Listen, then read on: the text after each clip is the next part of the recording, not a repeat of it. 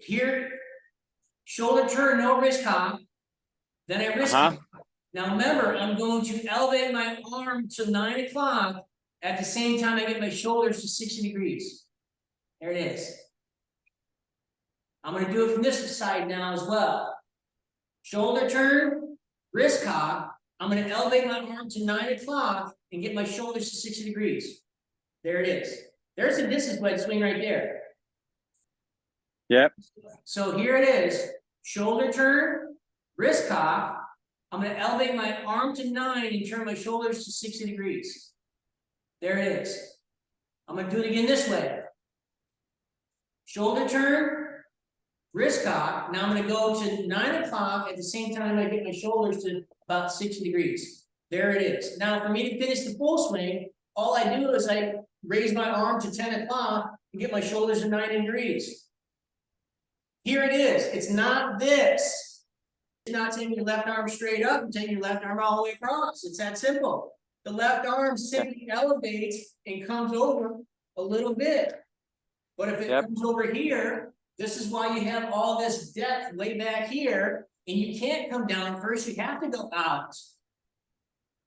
So the golf swing is back, up, and in. We're coming back. And so how do we get that? Well, we turn the shoulders back. So the shoulder starts to that backswing, so it's back. Then the left arm elevates up. And then we finish coming in by turning the shoulders more. There's the in. So it's back up and in, and then it's going to be down, then out, and then forward. From this view, back, up, and in. Well, when I come down with my hands, it's similar as having a squat to square, but also it's just a hip slide. My hips are leading. It's the furthest thing to the target. The furthest thing, the closest thing to target is my hips. But what people do wrong is they make their knee the furthest part, and now their hips never. All they did is they spun their hips. Yep.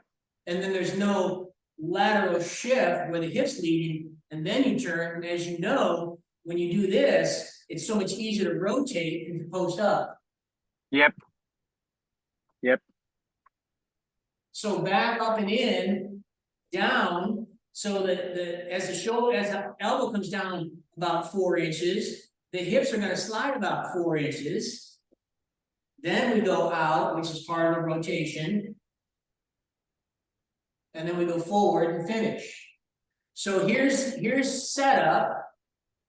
But at impact, the hips have slid 4 to 6 inches, the hands moved here. So we're going from this position to this position on the downswing, impact, and finish. Yep. Here I am. I've slid. So I've gone from here in the beginning of the swing, and then I get to here from beginning to here.